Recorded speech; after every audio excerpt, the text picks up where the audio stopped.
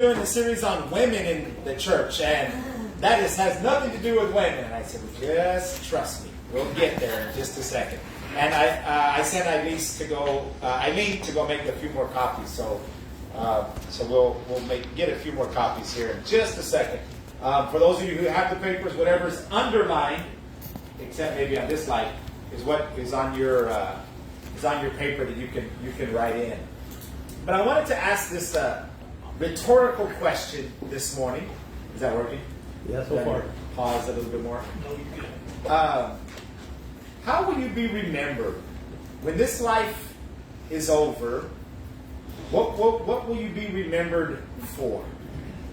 And part of my thinking in this, and I don't want to get too personal, but one of our loved ones here lost her father recently, and she shared with us, I guess, an obituary, and those are great, and those are wonderful.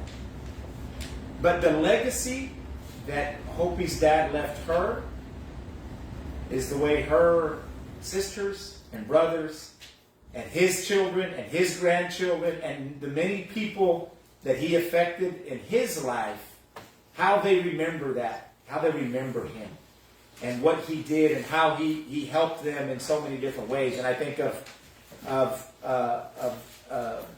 Norma and her legacy. But have we had an impact on the lives of other people? Eileen, do you want to come and see if anybody on this side wants those copies? I'll get you a copy and Elise a copy too, if you don't mind. You don't have to run, it's okay. Because this morning, our topic this morning is going to be about a lady who had a very profound impact. And if you glanced at her name a little while ago, you might have realized exactly who she was.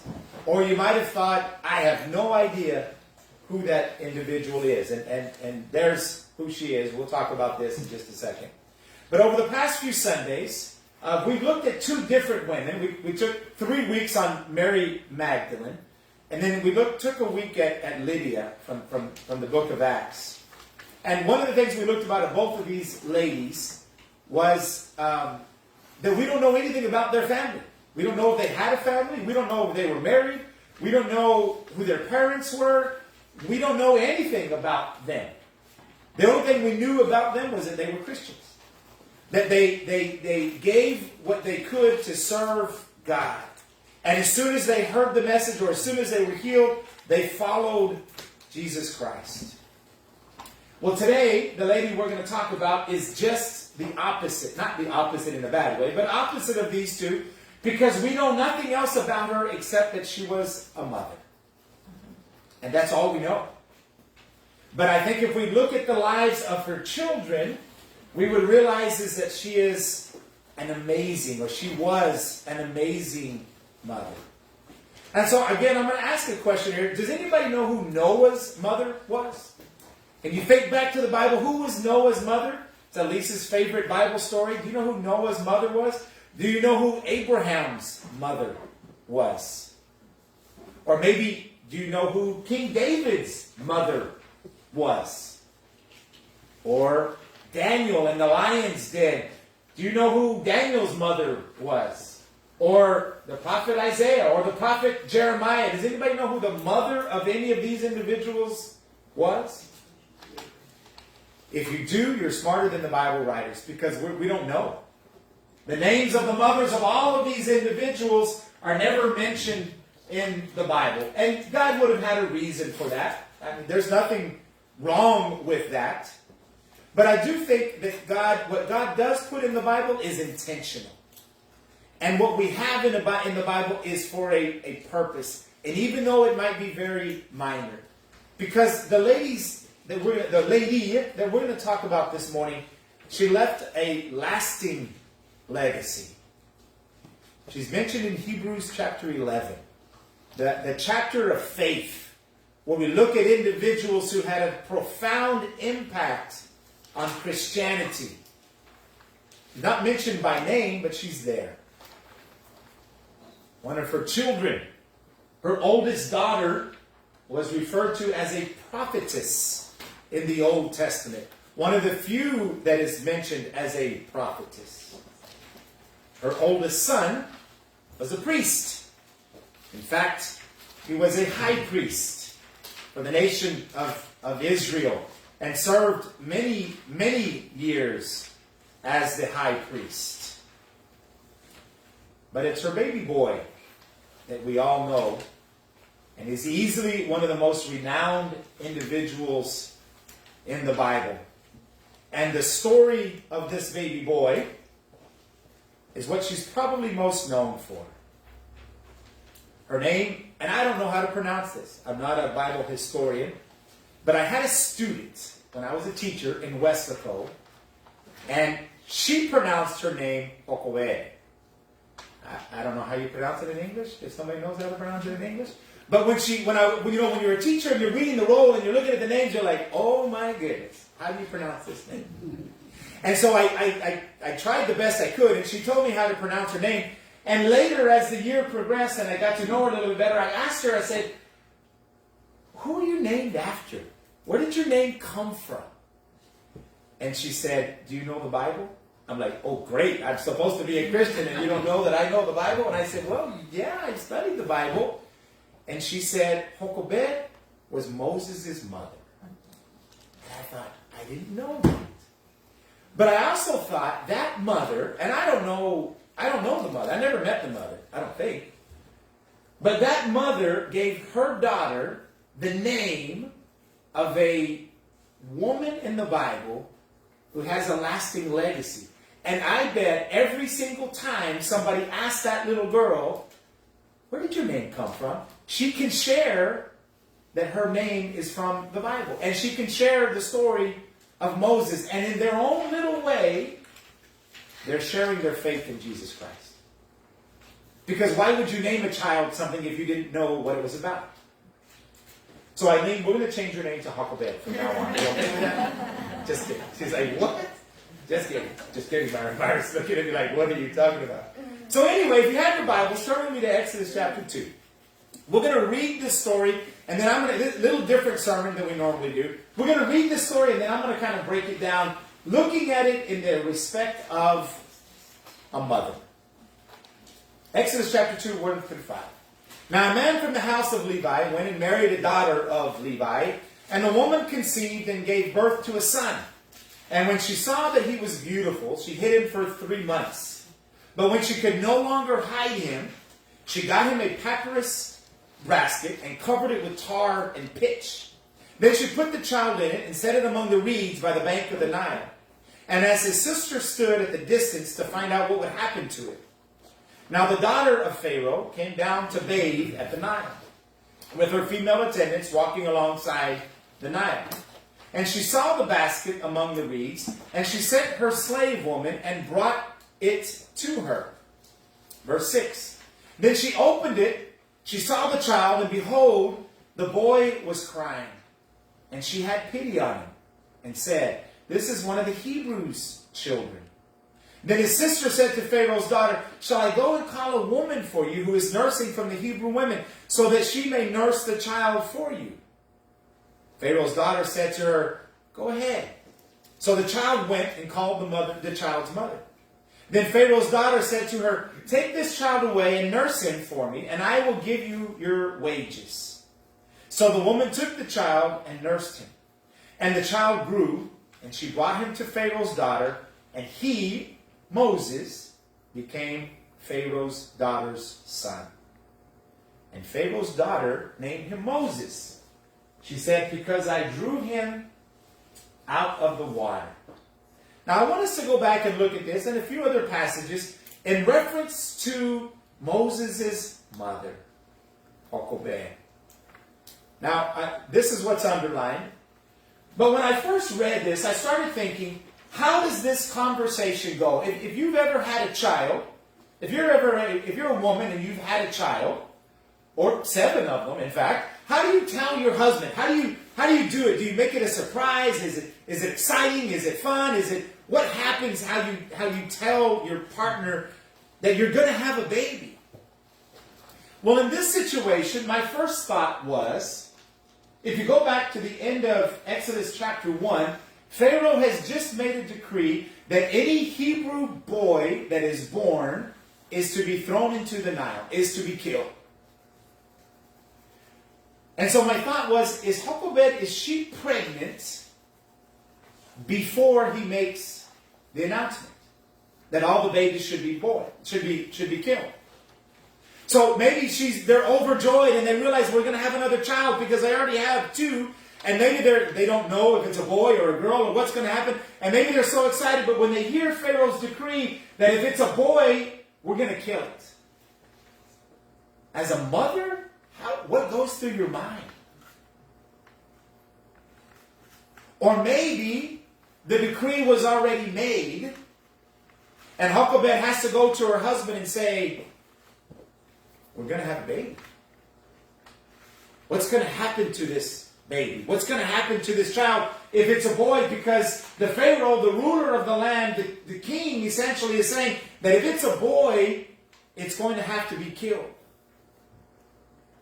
What goes through a mother's mind when that's being told to her as she's about to have a child, as she's about to give birth, and when she realizes that it's a son, what does she think? Was she hoping for a girl because she knew the girl would live? Was she hoping for a son because that's what it seemed like in the Old Testament? That's what a lot of them wanted. But I can't imagine, and they don't even probably have this word back then, the stress that she went through. The thought process that she went through. Everything that she went through during that pregnancy, because pregnancy's hard enough as it is.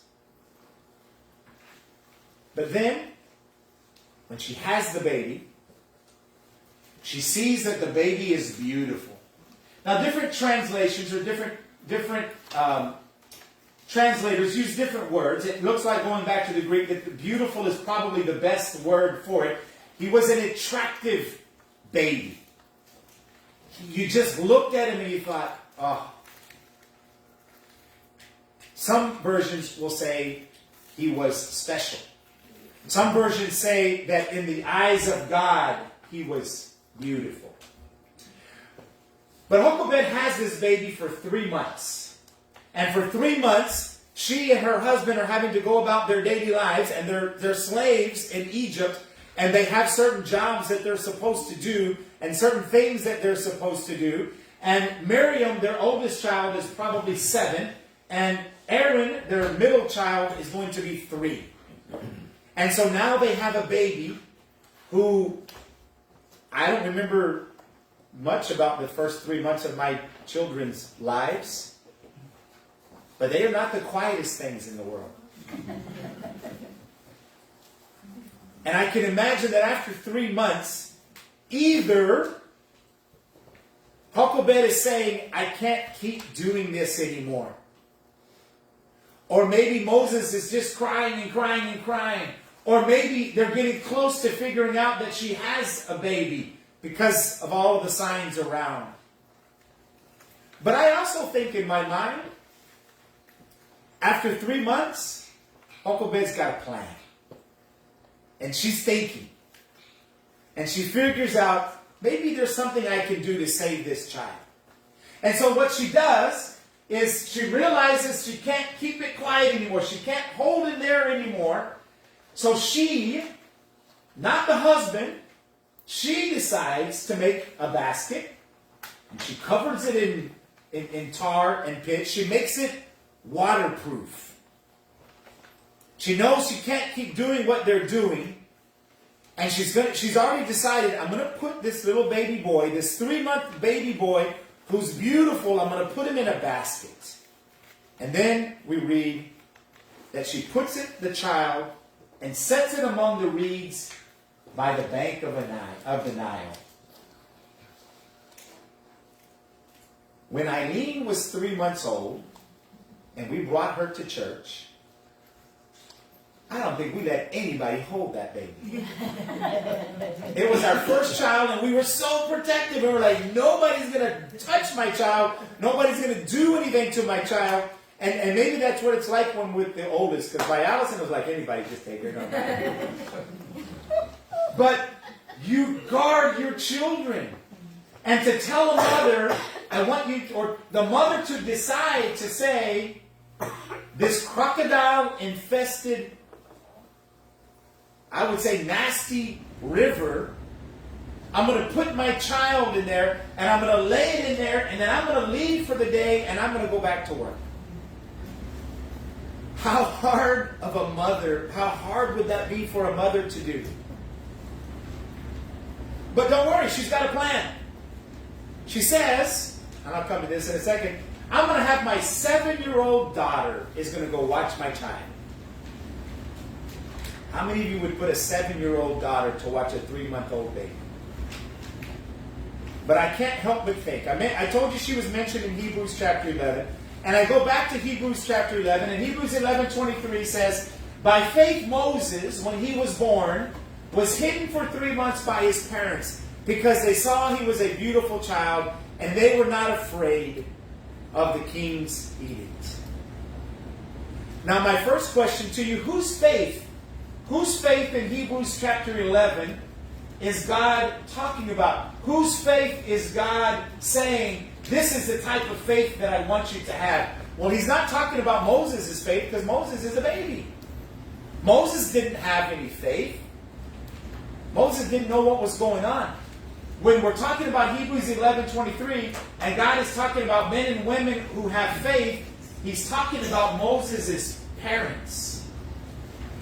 Because they were not afraid of the king's edict. And I would say specifically, Jochebed was not afraid because of her faith in God.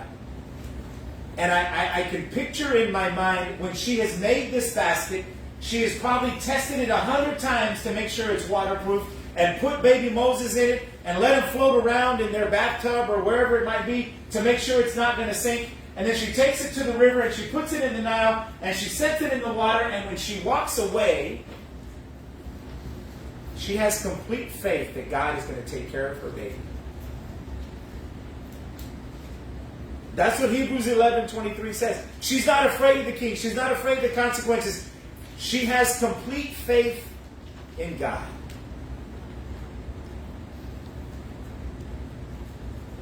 And she sends a 7-year-old to watch him.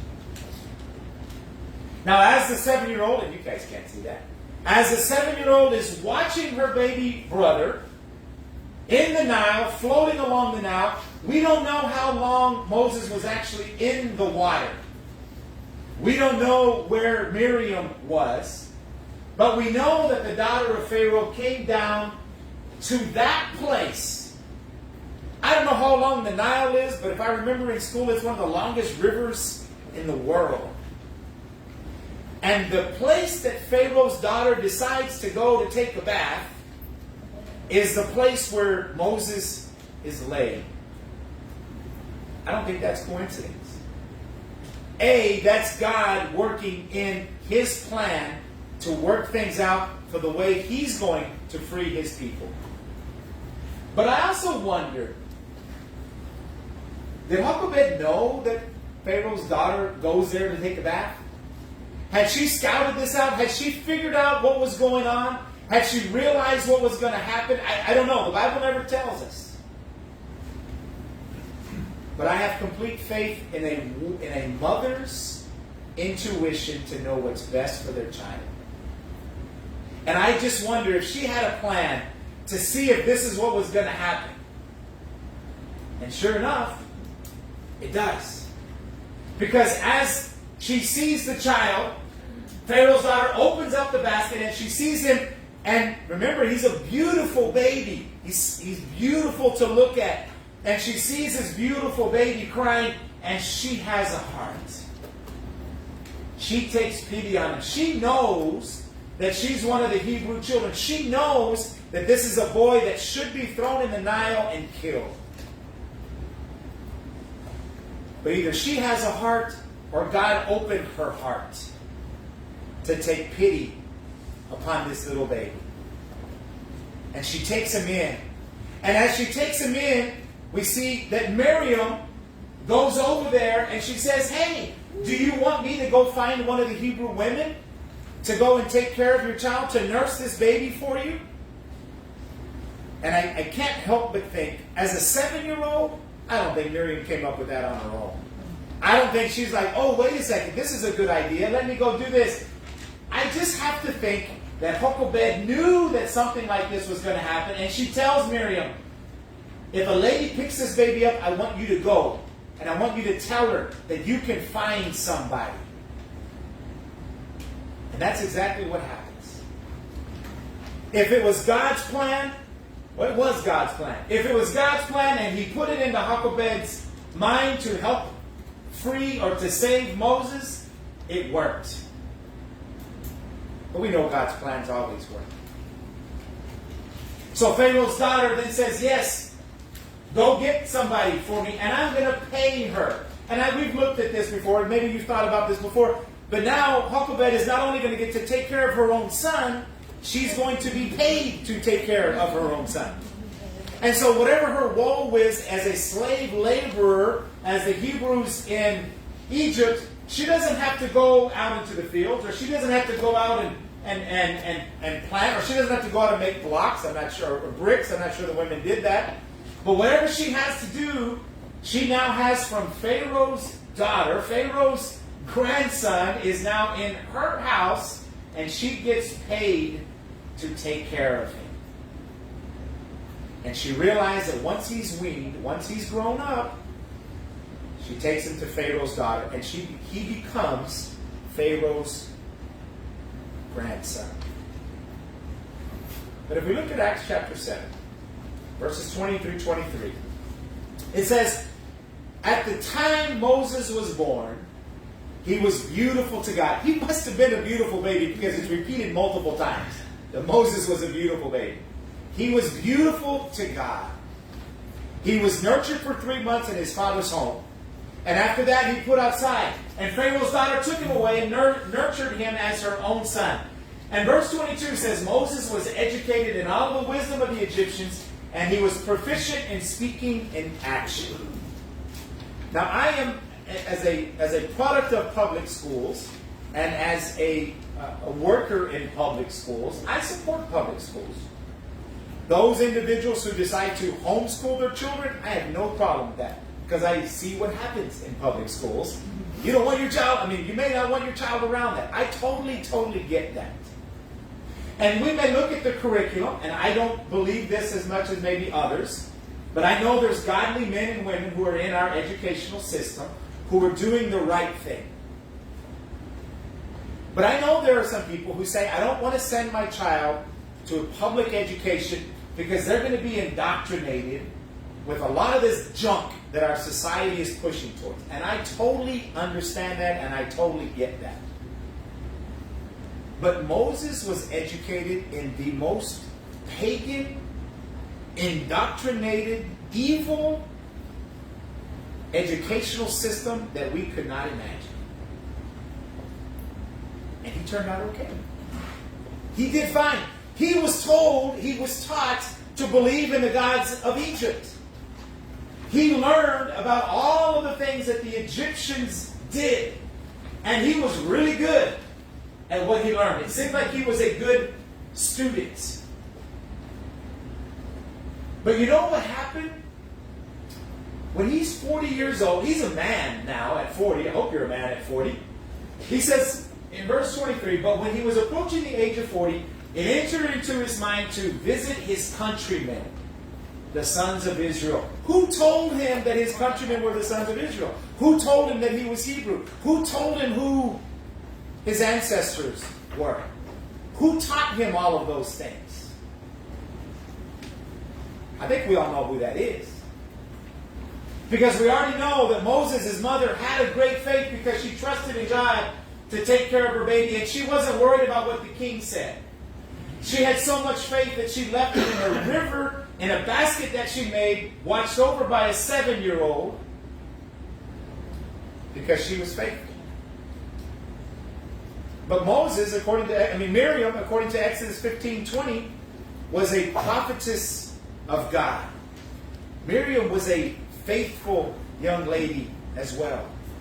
Aaron, Moses' older brother, was the first high priest. Where did Miriam and Aaron get their faith? They weren't brought up in the same educational system as Moses. Where did Moses get his faith? Where did all of this begin? And I would have to say, I know you're going crazy on me here, all of their faith came from their mother. And the father. I'm sure the father played a role in it too. But I can't believe that when she took Moses to Pharaoh's daughter, that she just left him and she never talked to him anymore. However old he was, I'm sure that he was still a part of, that she was still a part of his life. And just like she taught Miriam and just like she taught Aaron to be faithful servants of God, she taught Moses that same way. And no matter the indoctrination that he received from everybody else around him except his mother, Moses remained faithful. Moses believed in God. And if you remember, verse 1 of Exodus chapter 2 said that they were from the house of Levi. Both Jochebed and her husband are from the house of Levi. And at this time, the Levites are not the ones that are chosen to be the priests of Israel. This doesn't happen until later, until they're already coming out of the promised land in Numbers chapter 3. And in Numbers chapter 3, that's when God chooses the Levites to be his very own. Well, why does God choose the Levites? What's so special about the Levites? Why did he choose them to be his personal priesthood? And I'll tell you this, it wasn't because Levi was so special. If you go back to Genesis chapter 49, when Jacob is blessing his 12 sons, he gets to Levi and Simon, and he says, their swords are implements of violence. May my soul not enter into their counsel. May my glory not be united with their assembly. For their anger they killed men, and their self-will they lamed oxen. When their dad is about to die, he's not blessing them. He's saying, you guys are violent individuals. So God didn't choose the Levites to be his people because Levi was such a great person. There's an incident that takes place in Genesis chapter 32, verse 26 through 29, where there's the golden calf, and Moses is coming off the mountain, and the Levites are the ones who step up and say, we are for God. And in Genesis, Moses writes that the Levites were chosen because of their zeal and loyalty to God. Jochebed is part of this. Jochebed was part of a family, a group, an extended family of believers who were zealous and loyal to God. And so it's longer than I thought. I thought this was going to be a short one today. But here's Jochebed's legacy. Hopefully you remember her name. Hopefully you remember that she's the mother of Moses. But she was a godly, faithful mother and woman whose legacy is cemented in time by the faithfulness of her children. And we've looked at a couple of women, and there's nothing wrong with being a wealthy entrepreneur like Lydia. It shows that you can be a successful businesswoman and you can still be a child of God. Or there's nothing wrong with being well known and respected like Mary Magdalene, who was following Jesus for years and years and years. There's nothing wrong with that, because it shows you can be in those type of positions and still be a faithful woman to God. But faithful servants of God are immortalized in God's Word. All of them. All of these were. And as a mother or as a father, we can learn from Jochebed.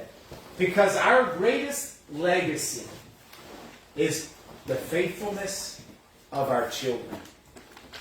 And our children are not always going to be faithful.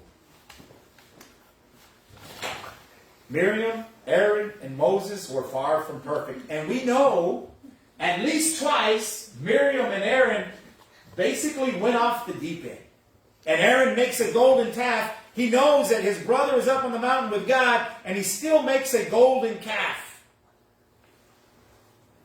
But for some reason, they come back to God. Miriam and Aaron start questioning, why are you talking to Moses all the time, God?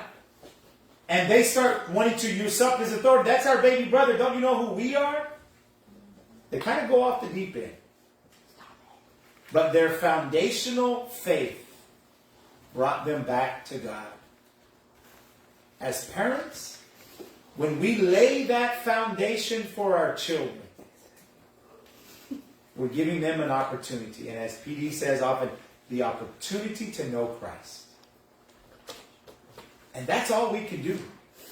It's going to be their choice. It's going to be their opportunity from there.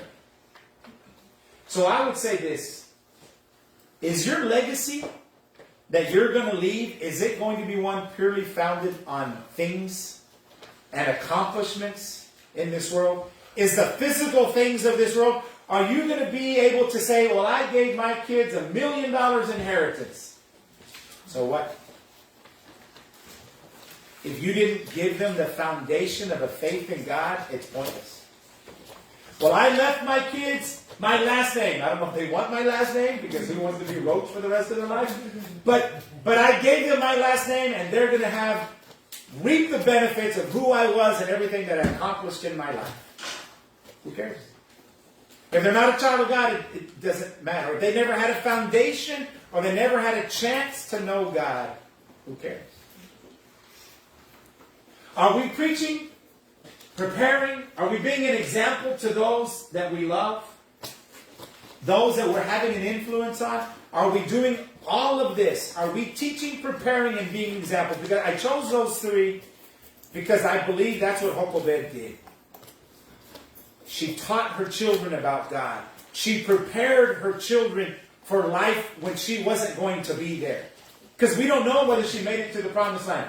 We don't know if she was part of the group that left. We don't have any mention of her after Moses goes away. We don't know what happened to her. But she prepared them for life after she wasn't there to take care of them. And she was an example to them. Ultimately, in this life, our legacy, how we live our lives, should not be of any physical nature, but it should be of how many people we bring to heaven with us. How many people can we influence to follow God and to remain faithful to God? So that when God calls us home, either through death or through the clouds, we know we've done everything we can to bring people to Christ.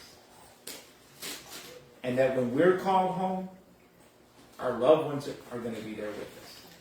That's the legacy that we need to leave. That's what we need to make sure that we're getting across to the people that we know. And it doesn't have to be children. It can be your own parents to bring them to Christ. It can be, it doesn't matter who it is. We all want to get to heaven someday. If there's anything we can do as a congregation, or anything I can specifically do to help in this process, to help in the salvation of your soul, or the salvation of soul of somebody that you know and love, then please feel free to come forward as PD leads us in an invitation.